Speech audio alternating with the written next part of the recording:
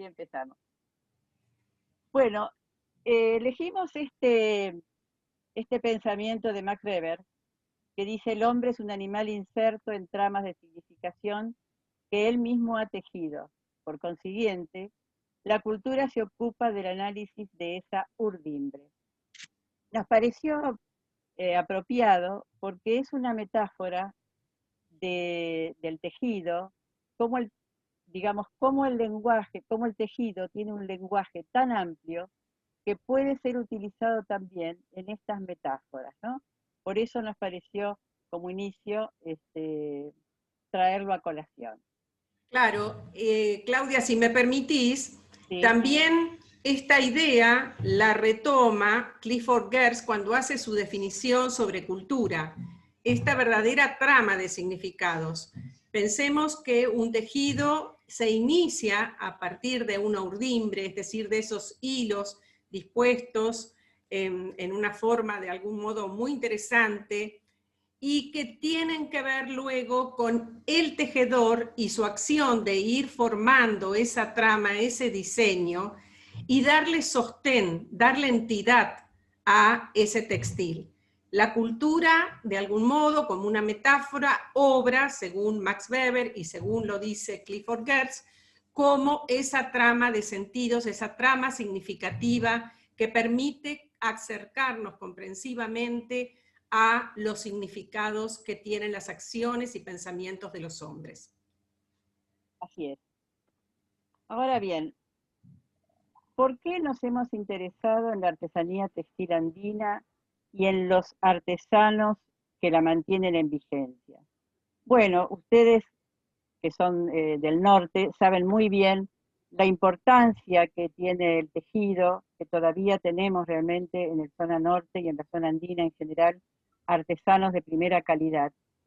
Y es un tema que digamos, que ha interesado a viajeros también, no solamente a folcloristas o antropólogos, ¿no? Un sinnúmero de personas, de viajeros, como decía recién, incursionaron en este quehacer, porque tiene una trascendencia incontestable. ¿Por qué? Porque el tejido artesanal, piensen ustedes, desde tiempos muy antiguos, encierra aún hoy muchos misterios y enigmas celosamente custodiados por la tradición, que podríamos decir, Maricel, pocos podrán desvelar, ¿no? Entonces, la audiencia se preguntará, ¿y entonces qué vamos a hablar de la artesanía textil si hay tantos misterios y enigmas por develar? En realidad, eh, a esto nos referimos, ¿por qué? Porque si uno observa los tejidos, podrá ver una cantidad de elementos decorativos, muchos de ellos no figurativos, sino geométricos, por ejemplo, que aún hoy llaman la atención, que muchos de estos formas decorativas han sido olvidadas por los artesanos actuales, y en consecuencia, esos mismos símbolos y decoraciones que se han utilizado antaño han ido cambiando de significado, han ido significándose, y este es el motivo porque aún hoy quedará ese enigma de qué quisieron decir aquellos artesanos de tiempos idos.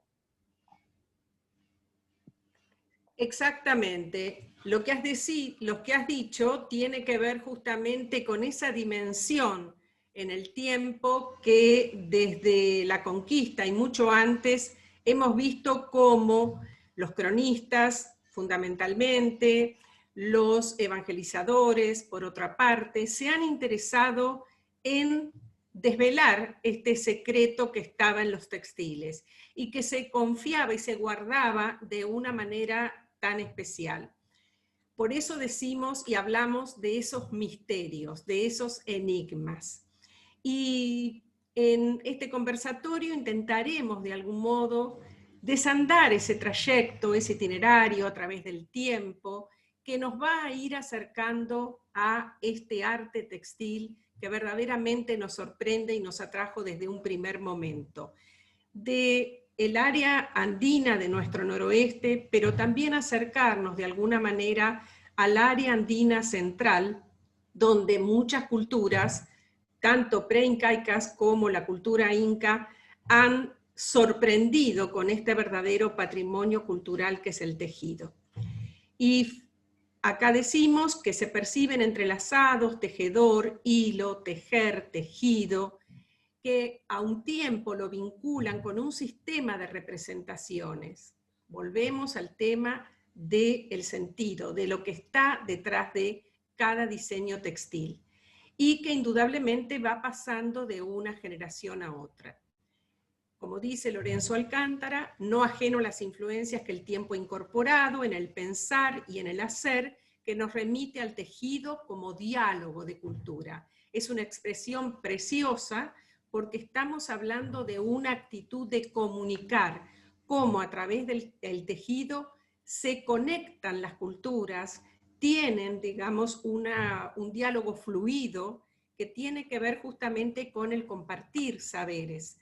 En muchos casos hemos tenido la experiencia de la posibilidad de intercambiar saberes, por ejemplo, entre tejedores de Jujuy, de Salta, de la Mesopotamia santiagueña, que en el caso de Santiago del Estero son tejedoras, en la mayor parte son mujeres, y lo que significa el poder de algún modo interactuar entre ellos y compartir este arte que realmente es un arte de una calidad superlativa. Y yo creo ahora que también es interesante, a partir de lo que acabas de decir, retroceder un poquito en el tiempo. ¿Por qué? Porque el tejido, como todos sabemos, y a través de la arqueología, tiene ya muchos siglos, ¿no es cierto?, de arraigo en el área andina, y esto nos va de alguna manera a mostrar que estamos hablando de, como dice un autor, una extraordinaria civilización del tejido. Todos lo tejían y todo estaba envuelto por el espíritu del tejido. Y esta expresión que recoge este autor, Velarde, me hizo recordar a una expresión, y vos seguramente te acordarás, Maricel, de Marta Yolanda Valdivieso, de Purmamarca, de la provincia de Jujuy, también una de nuestras entrevistadas, una fantástica tejedora, además con muchos deseos de transmitir lo que sabía, ¿no es cierto?, que nos ha recibido en su casa. Y ella decía también, uno no teje porque sí, el tejido no es simplemente una tela, en él se va el espíritu de nosotros.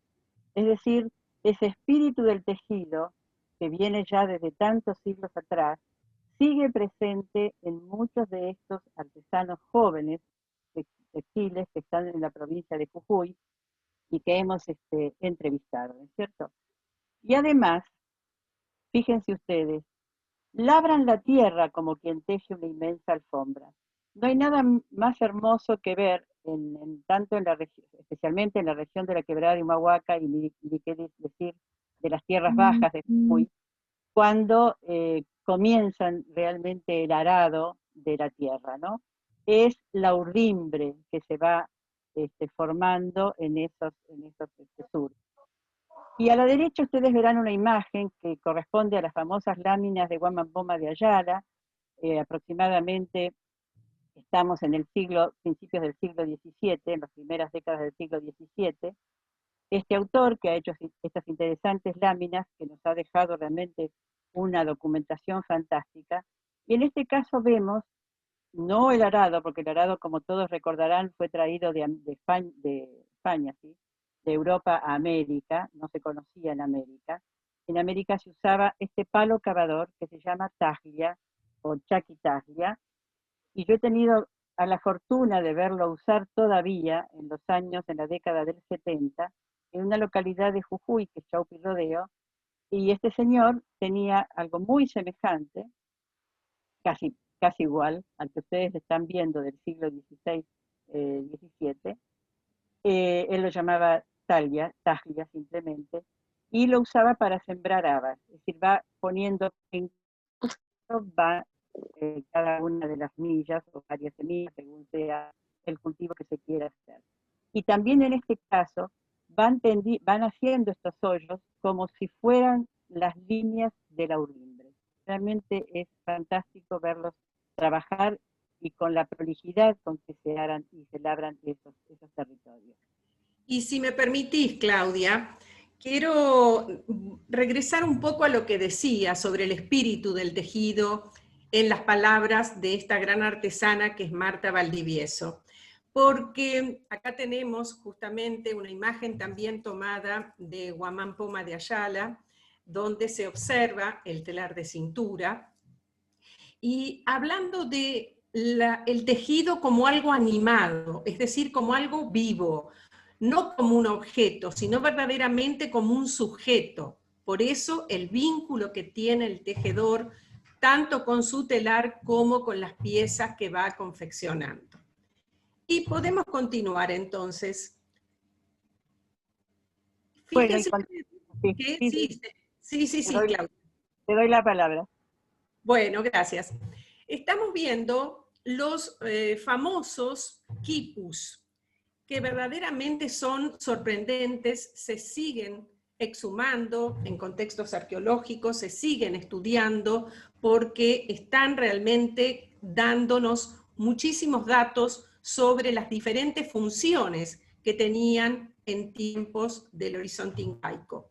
Fíjense ustedes que se usaban para la contabilidad de las arcas del incanato, por ejemplo, se usaba para pagar los salarios, se usaba en la mita, por ejemplo, se usaba en las encomiendas, se usaba para memoria histórica, como memoria histórica. Así que verdaderamente estos nudos tan, digamos, artísticamente realizados, confeccionados, dan cuenta de un verdadero lenguaje, de un tejido social que, tanto que se habla también del tejido social, de un tejido social que estaba destinado a comunicar. Dentro de la cultura incaica sabemos que eran culturas ágrafas, pero esto verdaderamente era una suerte de lenguaje, de comunicación. Así es, y además lo que habría que agregar, Maricel, es que se siguen estudiando, porque en realidad todavía no se ha, entre tantos enigmas y misterios, no se ha podido descifrar exactamente para qué servían, además de la contabilidad y esa memoria, ¿no es cierto?, para comunicar como un lenguaje, relatos, pero llama la atención porque no todos suelen ser del mismo grosor, no todos son del mismo color. Lamentablemente no se puede apreciar muy bien la foto de abajo, pero tienen colorido, por lo menos así estaba la descripción que hacía el autor que hemos consultado. De manera que todavía seguramente nos van a sorprender las distintas investigaciones sobre qué han comunicado, además de lo que acabas de decir, con estos tipos. Lo interesante es que se escribía también tejiendo. Y bueno, la onda que es la onda de David, en última instancia todos habrán escuchado hablar de la onda de David, era el arma principal, era también un tejido con el que se lanzaban las piedras. Se lanzan las piedras. En realidad Se hoy se lanzan utiliza. todavía. ¿Cómo? Que se lanzan todavía las piedras. Por eso se lanzan todavía, como la que está a la derecha de la imagen.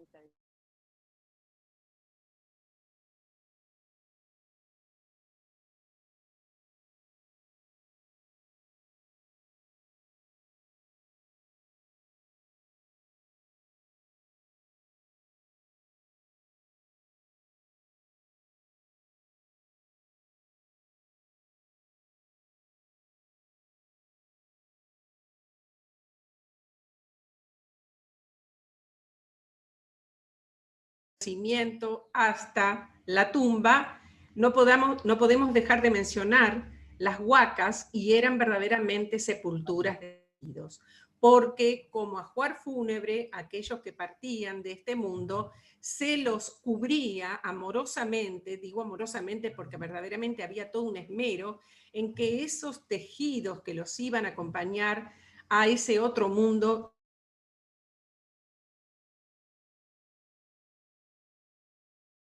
en Paracas, en la costa sur peruana, que son verdaderamente sorprendentes. Se llegó a decir que son los más primorosos y perfectos textiles del mundo, no solamente por la calidad de la fibra con que se hacían, por lo general de camélidos, en general de llama, sino también por el diseño y el esmero que se tenía en utilizar apropiadamente técnicas textiles para que se lucieran esos que iban a envolver, iban a acompañar a los difuntos. Por supuesto, además de esos textiles, se los acompañaba con otra suerte de elementos que habían estado en compañía de estas personas durante su vida, como por ejemplo cuencos, alimentos, alguna suerte de herramientas que hubieran usado en vida, si eran tejedores, el uso, por ejemplo, que usaban, el uso para realizar el hilado. Y acá también tenemos una imagen de la doctora Constanza Ceruti, que mencionamos como quien coordinó esta publicación en la que colaboramos, Antropólogas de la Gran Puna, que fue codirectora de esa gran expedición que se hizo al volcán Llullayaco en la Puna Salteña y que dio por resultado los 3 niños que son las momificaciones naturales mejor conservadas del mundo y que se han encontrado a una altura realmente sorprendente, como estamos viendo, a 6.739 metros sobre el nivel del mar. Destaquemos acá que los niños estaban de algún modo acompañados, sus cuerpos, con textiles que verdaderamente fueron estudiados y son realmente maravillosos. Y además que los textiles que llevan estos niños han sido expresamente hechos para esta ocasión, ya que ellos fueron sacrificados, ¿no? En aras de, bueno, una serie de creencias que se tenían en esa época, por lo cual los niños fueron llevados a este lugar vivos, ¿no? Y se los sacrifica justamente en aras de un bien para toda la comunidad. Pero a lo que me refiero es que estos textiles están hechos exclusivamente para esta oportunidad, ¿no? Por claro, eso, sí. Perdón, y si me permitís, dentro de la cultura incaica había realmente una dedicación especial a cierto tipo de textiles que se llamaban cumbis, que se hacían exclusivamente con fibra de vicuña, que es la más preciada de todas por su fineza, por su delicadeza, por la dificultad también que entraña hilarla y tejerla, y eran dedicados exclusivamente, tejidas por mujeres elegidas, y fundamentalmente eran dedicadas al Inca y a su familia, es decir, a una élite, podríamos decir. Y por otro lado estaba el tejido llamado huasca, que era un tejido más rústico, generalmente hecho con fibra de llama o de alpaca, por ejemplo, que se dedicaba para el resto de las comunidades incaicas. Ya que mencionaste la vicuña, que es, realmente sigue siendo, ¿no es cierto?, ahora una fibra muy, muy preciada. Sabemos que ahora ya no se las caza, sino que se hacen los chacu o chaco, especialmente en el área norteña. Una vez por año se hace esta ronda para asustar a todos los animalitos, todas las vicuñas que están salvajes, que están sueltas, libres, y se las acorrala en un determinado lugar. Ahí se las esquila y luego ellas pueden partir alegremente y seguir viviendo, pero se puede disponer de esa fibra tan valiosa. Y a lo que me refería es que esa fibra es tan valiosa, pero también tiene una serie de limitaciones, porque las personas que hilan vicuña lo pueden hacer hasta cierta edad, porque el polvillo que desprende la fibra hace gran daño a los ojos, con lo cual pueden llegar a la ceguera. Y también está prohibido, está prescripto para las embarazadas durante esa época de hilar la lana de vicuña, porque podría ser un mal augurio para el nacimiento del bebé. Bueno, y seguimos con nuestro tema. Sí, vamos a continuar entonces con el próximo slide. Bueno, es que no, el próximo slide no quería aparecer, por eso la pausa, profesora. Suele pasar.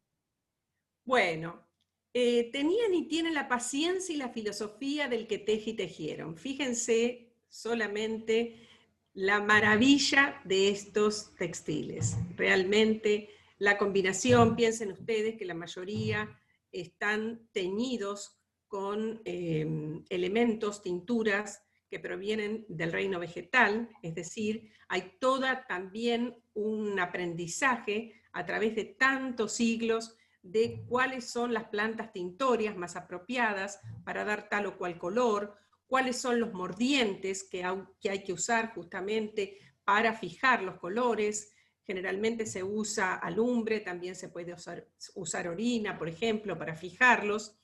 Y el diseño realmente que, como ya lo vamos a ir diciendo, tiene que ver también con una identidad.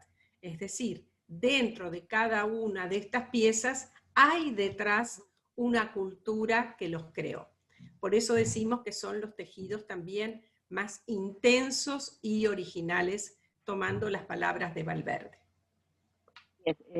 Y acá vale la pena recordar nuevamente lo que nos decía Marta, ¿no? Que el artesano, cuando hace una pieza, la hace con tanto sentimiento porque está el espíritu de uno, está todo, ¿no? Todo, verdaderamente, si uno ve la riqueza, ¿no?, de estas dos piezas que estamos mostrando, verdaderamente son tejidos intensos y originales, ¿no?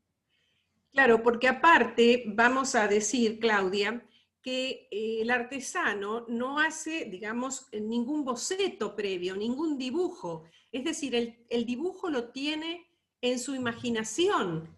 Es realmente sorprendente cómo tiene ya pensado cómo va a ser la combinación de colores, cuáles van a ser las guardas, si van a ser diseños geométricos, si van a ser figuras, por ejemplo, de animales, ornitomórficas o zoomorfas, bueno, lo que fuera. Tiene todo dentro de su cabeza, de su imaginación. Nada más, no hay nada que tenga un patrón para ir siguiendo justamente cómo va a desenvolverse ese tejido y cuál va a ser el resultado.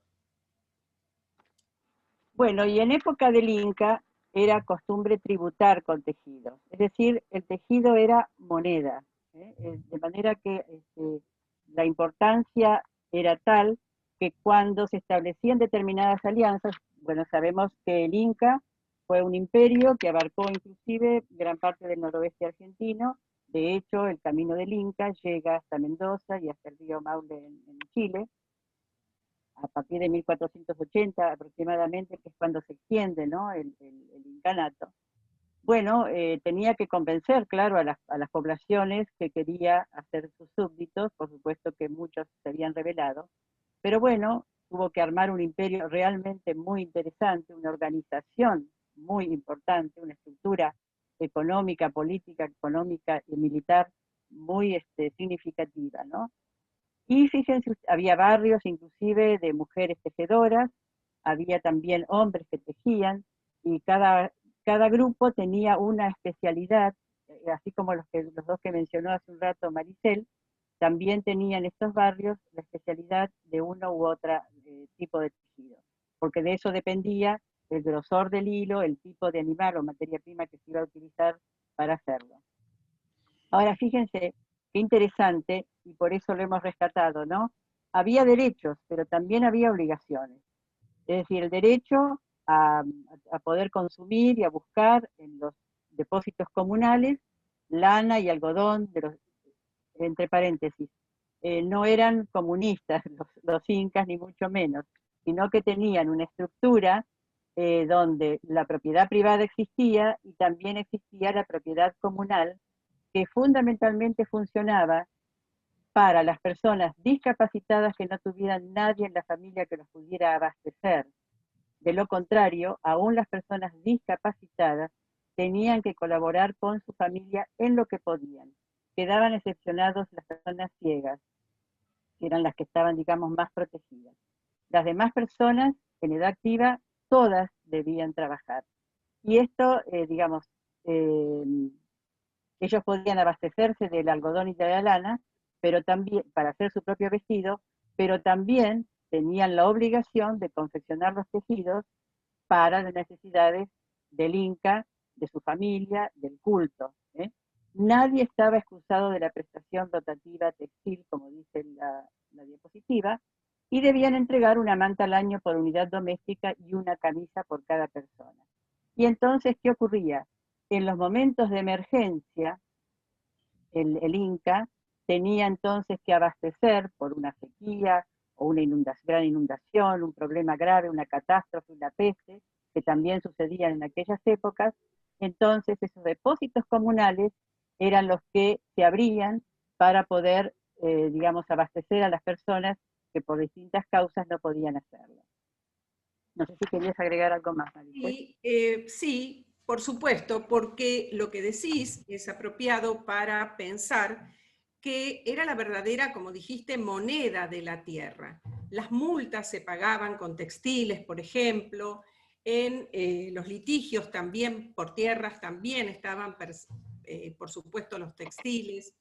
También pensemos que el textil estaba haciendo un salto en el tiempo, ¿no? Por ejemplo, en el área de Santiago del Estero, estaba presente en los tribunales, estaba presente en el arriendo de tierras, es decir, siempre era digamos, un parámetro de cambio por el cual unos y otros de alguna manera podían hacer transacciones comerciales, incluso por ejemplo, en tiempos coloniales, en Santiago del Estero en especial, sabemos que la primera transacción comercial se hizo a través de textiles que se intercambiaron por esclavos negros desde que vinieron desde Brasil. El obispo Francisco de Vitoria lo hizo en el siglo XVI, que fue el primer obispo del Tucumán, con el salto correspondiente del tiempo. Pero esa obligación que vos decías, y cuando hablabas en la época del Inca también de los textiles, pensemos también que quienes eran ancianos o los niños o personas con alguna discapacidad tampoco estaban exentos de ese trabajo rotatorio textil obligatorio de la mita. ¿Por qué? Porque en la medida de lo posible tenían que hacer o piezas más pequeñas que implicaban, digamos, un menor esfuerzo para ellos, o podían hacer sogas, o podían hilar un hilado más rústico. Es decir, en la medida de las posibilidades, el tema del trabajo textil era un trabajo obligatorio, pero, como vos bien dijiste, que no desamparaba a nadie dentro de ese contexto social del horizonte incaico, sino que todos de alguna manera tenían por igual derechos y obligaciones. Y además está implícito en esto que estábamos comentando de derechos y obligaciones, y que nadie estaba excusado exactamente de prestar su colaboración, queda explícito también un sistema de reciprocidad, que es una de las bases de la cultura y de la estructura andina, tanto en lo político como en lo económico y social, en los sistemas de reciprocidad. Y ese sistema de reciprocidad alcanzaba y ahora alcanza, digamos, de aquella raíz hoy todavía sobreviven muchísimos aspectos de esto que estamos diciendo, que por otra parte no fue un invento del Inca, porque también cabe decir que durante el Inca, lo que ha hecho el Inca es aprovechar los saberes que tenían los distintos pueblos que fue conquistando, y aprovechó y los incentivó, los potenció. De manera que ahí estuvo la gran inteligencia, ¿no es cierto?, de este que llamamos nosotros imperio incaico. Y este sistema de reciprocidad, decía, está hoy presente, por ejemplo, en los cultos que la persona le hacen a los santos católicos, ¿no? Donde en este ir y venir entre el santo del que se es devoto o patrono de las ovejas, de las llamas, etcétera, cuando le hacen su fiesta y todos los honores y homenajes para una vez por año, también están, digamos, pensando en esta festividad, en estas celebraciones, que en la medida en que el individuo da y le ofrece y le promete al santo algo, espera que estos santos también le devuelvan, por ejemplo, en salud, en multiplico de animales, etcétera, etcétera. Muy bien. Pasamos a esta otra diapositiva. Bueno, el tejido encarna, como decíamos, la identidad del pueblo que los elabora, un patrimonio cultural que conjuga las tradiciones prehistóricas con las actuales. Y haciendo un salto espacial, yo recuerdo, por ejemplo, lo hemos comentado varias veces por las experiencias de viajes que hemos tenido, que en Guatemala, una cultura realmente donde los tejedores, especialmente son mujeres, son de una calidad, esos textiles, maravillosa, se teje mucho también el algodón. Cada lugar, cada región se identifica por el diseño de sus textiles. A simple vista, la gente nos decía, tal persona es, por ejemplo, de Chichastenango, por tal tejido que tenía, por tal huipil, es decir, que verdaderamente son una marca identitaria. Eso verdaderamente es sorprendente. Y fíjense lo que nos decía Murra, este gran estudioso del área andina. En la vida sociopolítica andina, los textiles desempeñaban un papel especial que iba mucho más allá de sus usos meramente utilitario y ornamental. Ofrenda común en los sacrificios. Servía también en diferentes momentos y ocasiones como símbolo de elevada posición social o como señal de una ciudadanía forzosa. Se lo empleaba además como equipo funerario, como ajuar de la novia o para sellar un armisticio. Es decir, estaban presentes durante todo el ciclo vital, desde ese tejido que con mucho amor la madre iba confeccionando en esas 9 lunas en la cual esperaba el nacimiento de su hijo y que era lo primero que lo cubría cuando nacía, el ajuar, por supuesto, de las novias también, que se hace con tanto esmero, y finalmente el momento final en el cual se despide al extinto cubriéndolo con esos textiles que hemos mencionado. También, sí. Perdón, sí, termina. Y por supuesto, cualquier transacción comercial, como bien decías, que se sella indudablemente con la entrega de textiles, porque en esto de la reciprocidad, del dar, del recibir y de devolver, en el área andina los textiles han sido siempre fundamentales. No, sí. Quería agregar que justamente hablando de una señal de una ciudadanía forzosa, porque pensamos que en todas estas conquistas que iba haciendo el Inca de todos los pueblos que estaban alrededor del Cusco, donde finalmente se asienta el imperio, había pueblos que no querían ser súbditos, que se han rebelado verdaderamente, los que suelen ser llamados aucas, aunque la palabra auca tiene otros alcances, pero estas personas vestían de una manera distinta y además, una vez que habían pasado a ser sus súbditos, después que se habían rebelado, los mandaban a vivir y a residir muy lejos de las propias comunidades donde habían nacido, ¿no? Como una forma de reprimenda justamente por no haber aceptado en primera instancia la imposición del Inca, ¿no? Digamos, cómo la actuación del imperio más o menos actúan, estos poderes actúan de una manera semejante a cómo han también, digamos, se han expresado y lo han realizado los antiguos imperios europeos, ¿no? Exactamente. Bueno, y ahora sabemos que los mitos muchas veces son etiológicos, es decir, dan cuenta, nos explican, nos ayudan a entender la antroprovisión de una sociedad. Por lo tanto, estos relatos, que generalmente tienen que ver, como nos decía Eliade, con ese hilo témpore, con ese tiempo de los orígenes, que nos ayudan a entender muchas veces las prácticas, como decíamos. Acá tenemos el mito de creación, un mito cosmogónico que nos lo cuenta Bernabé Cobo, este gran cronista de Indias.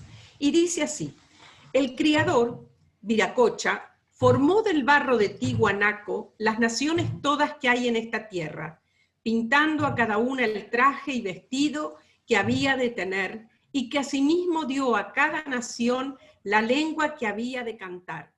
Les mandó se sumiesen debajo de la tierra, cada nación por sí, para que de allí fuesen a salir a las partes y lugares que él les mandase. Y que unos salieron de suelos y empezado allí su estirpe y linaje, poniendo sus imágenes y estatuas en los dichos lugares, y así cada nación vestía con el traje que a su huaca pintaba. Cuando hablamos de Huaca, recordemos que estamos hablando de lugares que estas personas y estas poblaciones consideraban sagradas, ¿no?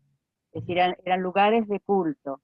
Había huacas del maíz, huacas de coca, digamos, distintos elementos que eran propios de la vida cotidiana y que eran muy preciados en la cultura andina, eran denominados huacas. También había montañas que eran huacas y eran lugares de culto, es decir, periódicamente se acercaban para hacer un culto determinado, llevándole también ofrendas.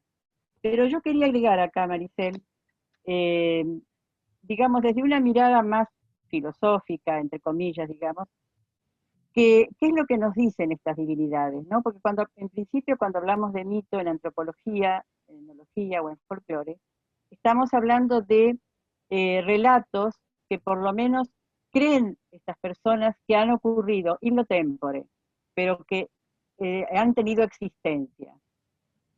Y fíjense ustedes que las divinidades nos dicen algo sobre el sentido del ser, ¿no? Del hombre. Y esto se despliega en cada cultura que nosotros podemos estudiar.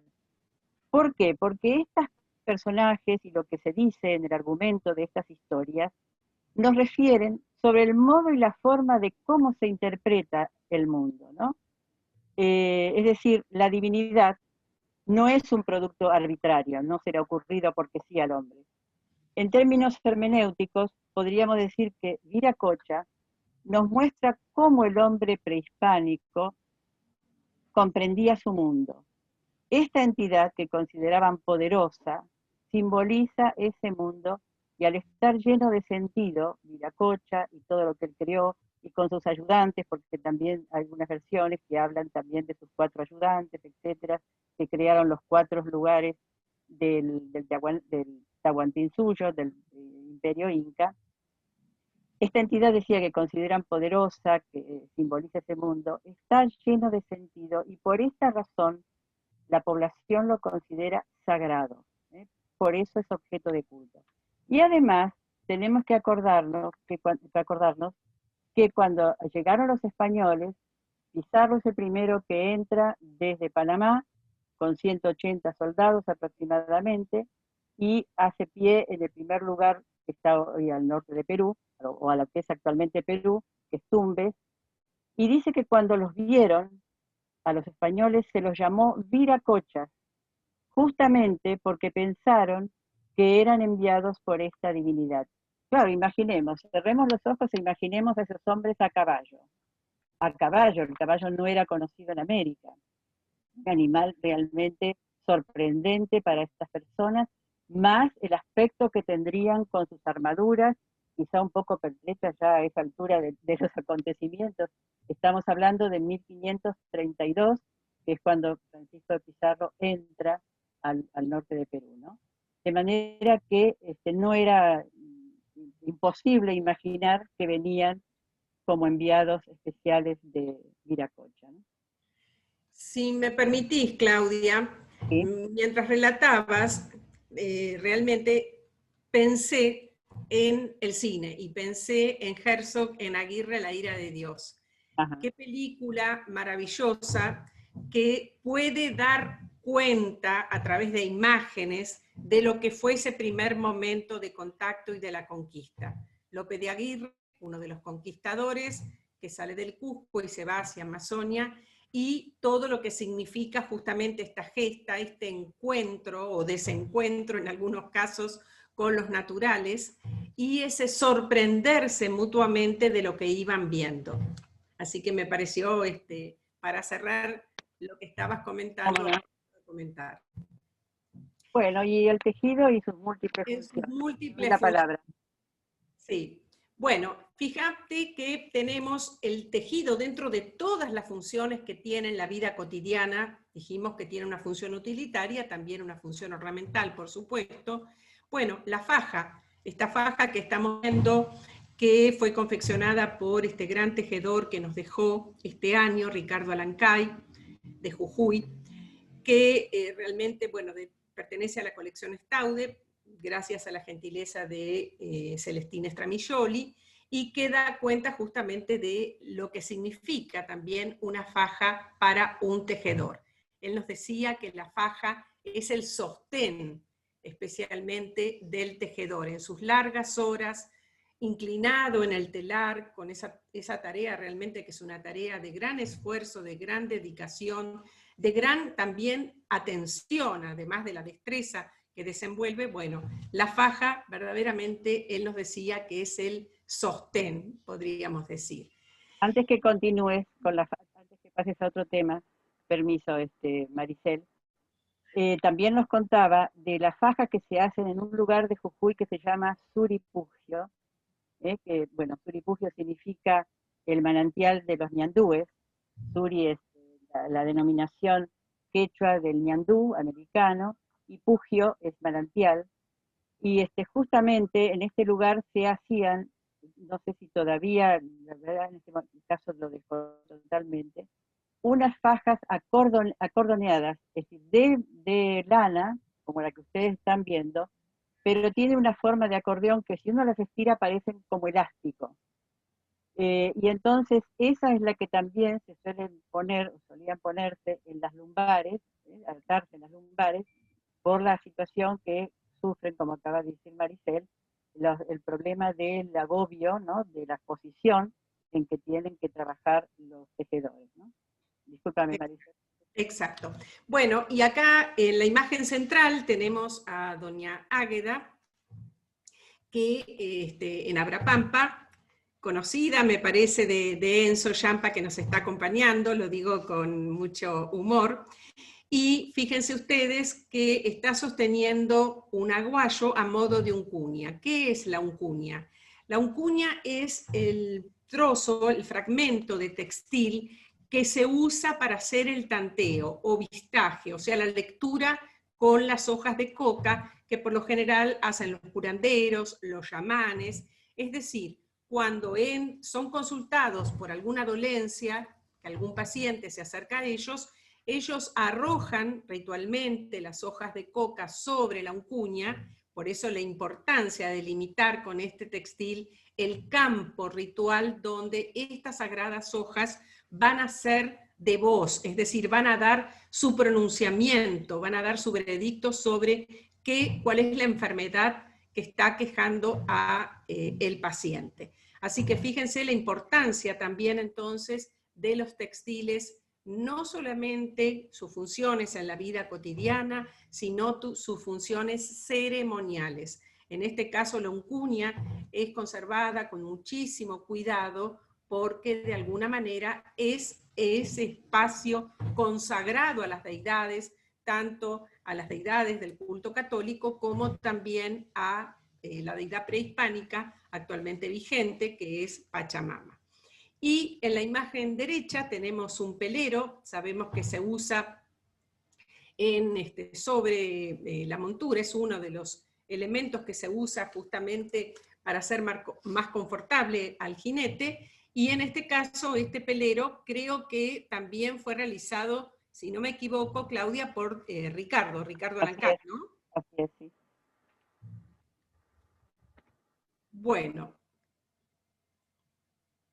Acá tenemos las chuspas, estas bolsitas, que las chuspas son para contener hojas de coca, y en realidad es una prenda netamente masculina del área andina, que hoy también las mujeres las usen, puede ser, pero simplemente, bueno, porque hoy, digamos, hay mayor libertad en el uso de determinados elementos y sobre todo que tengan que ver con la indumentaria. Sin embargo, creo que con Maricel todavía no hemos visto a las mujeres que lleven la coca en la chuspa, más vale la llevan en unas bolsitas de nylon, ¿no? Sí, sí. No usan realmente la chuspa, que se ve que ha quedado esa supervivencia de que el uso era netamente masculino. Y el hombre la llevaba siempre porque, bueno, el hombre es el que viajaba fundamentalmente, el que iba haciendo los intercambios de un pueblo a otro, llevando los productos que se obtenían en la familia, y por eso él debía llevar siempre la coca, porque la coca es un signo de convidar con la coca a la persona que se encuentra en el camino, o con la persona que se tiene uno que encontrar en el destino de ese viaje. Lo primero que se hace es compartir la hoja de coca. Y el compartir esta hoja de coca llama al diálogo y ya, digamos, es un enlace para esa comunicación entre las personas, a veces que son desconocidas entre sí, pero esto obliga, digamos, o produce, provoca ese diálogo dentro de estas sociedades. En este caso son netamente ceremoniales, las hay de uso cotidiano, en este caso solamente se usan para el día en que se hace la marcada de los animales, o de las llamas, o de los rebaños de la hacienda menor, y también cuando se hace la marcada, como se llama, o yerra, de los animales de la hacienda mayor. De manera que son, en este caso, tienen hojas de coca, y a medida que van señalando, como tienen que hacerlo rompiendo un poquito o haciendo tajos, no necesariamente rompiendo la orejita de la oveja, sino haciendo tajos también, y aquellos pedacitos que queden de las orejitas se van metiendo dentro de esa bolsa que contiene coca, y esto después será vaciado en un lugar fuera del corral donde se ha realizado esta ceremonia, en el pozo que se hace específicamente para Pachamama, que no la hemos mencionado hasta ahora, pero ella estará presente en todos los cultos de los que podemos hablar y hablaremos, por lo menos a lo largo de todo el año, ¿no? Y en todas las circunstancias. Y esta Exacto. alforja, que bueno, sí, perdón. No, no, sí, continúa. No, la alforja, que sí es de uso utilitario, se pone ahorcajadas en el lomo del animal, y para llevar las cosas de un lugar a otro, ¿no es cierto? La gente transporta en estas hermosísimas alforjas, porque realmente las decoran con mucho detenimiento. Y quiero recordar en este caso a uno de los, porque además los tejedores tienen especializaciones, ¿no? Hay quien hace poncho exclusivamente, hay quien hace los barracanes. En este caso, recordé a don Cecilio Mamaní, que ya ha fallecido, del Durazno, del departamento Tilcara, que era especialista justamente en tejer alforjas y en tejer ponchos. Así que para él, nuestro recuerdo.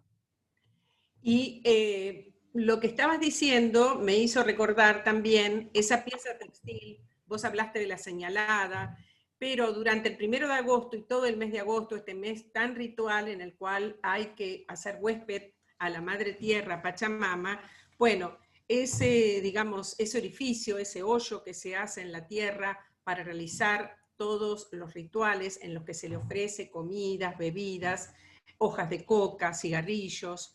Bueno, se cubre, por supuesto, con un textil especial que se ha destinado para ese efecto, para poder resguardar el saumerio que se ha hecho con plantas muy aromáticas que exhalan un perfume muy especial que dicen que es del agrado de la madre tierra, por ejemplo la coba, la tola, por ejemplo, rica rica también. Bueno, todas estos saumerios que se hacen, que se venden y se ofrecen en los mercados para tal fin, se colocan con las brasitas en el fondo de ese hoyo y se cubre justamente durante un tiempo con un textil para que toda la tierra se vaya impregnando de estos aromas que le son tan gratos al hombre, pero le son también muy gratos a la madre tierra.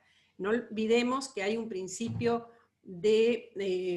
podríamos decir, una ontología humana en todas las deidades, y en la madre tierra se hace bien evidente en este gesto de ofrecerle todo aquello que al hombre le gusta, las mejores comidas, las mejores bebidas, bueno, también los aromas, el cigarrillo, el coqueo en el acto de arrojarle también hojas de coca.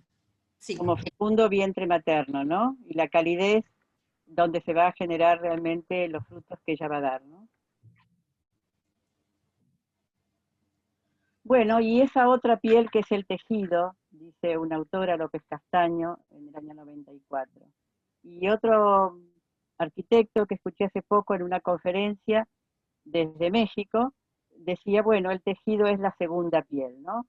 Bueno, efectivamente, esa otra piel que está presente en todos nosotros y que nos protege del frío, bueno, y que molesta durante el calor, eso no hay ninguna duda.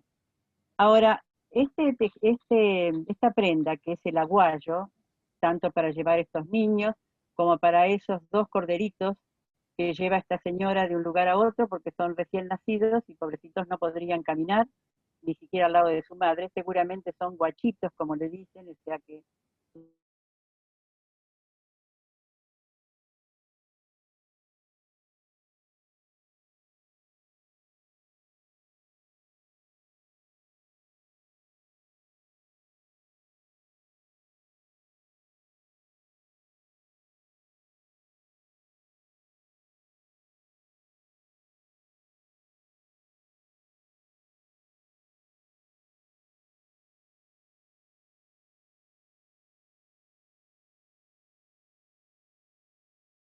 Pido, una mujer pequeña. La gente en el norte no es de grandes alturas, más bien de complexión fuerte, pero bajos. Y esta señora era notablemente baja y delgada, por otra parte. Y llevaba, que pido, a su hijo discapacitado, un hijo le pregunté la edad, tenía 40 años en ese momento, lo llevaba a Quepido, y iba con él llevándolo así de esta manera para pedir limosna porque eran gente muy pobre. Verdaderamente cuando armamos con Maricel el PowerPoint y apareció el aguayo, recordé inmediatamente esa imagen de esta mujer y además con no se la veía